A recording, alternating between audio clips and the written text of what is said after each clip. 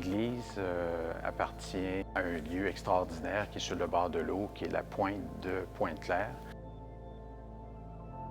On veut absolument préserver et être capable de la donner aux générations qui suivent.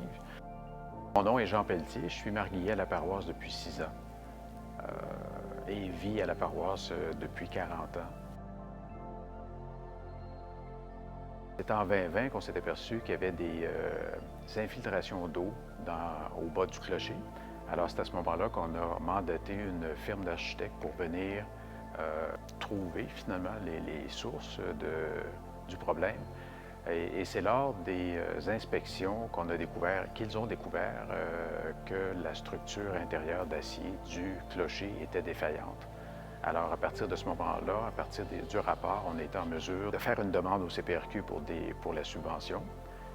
Et c'est en 2023 qu'on a reçu la subvention, ce qui nous a permis de démarrer les travaux en 2024 et les compléter également.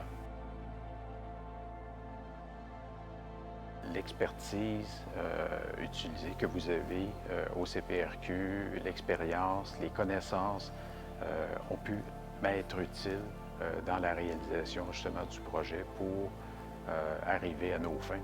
Quand on regarde tout le travail qui a dû être fait à l'intérieur de la structure du clocher, la maçonnerie extérieure et évidemment les demandes de subventions, tout le processus, ça n'a vraiment pas été facile si je n'avais pas eu l'aide du CPRQ de ce côté-là. Quand on regarde une bâtisse de plus de 140 ans, c'est sûr qu'il y a toujours des choses à faire, mais le coup de main, définitivement, a été très apprécié du CPRQ de ce côté-là pour être en mesure de léguer, si on veut, cet héritage-là aux générations à venir.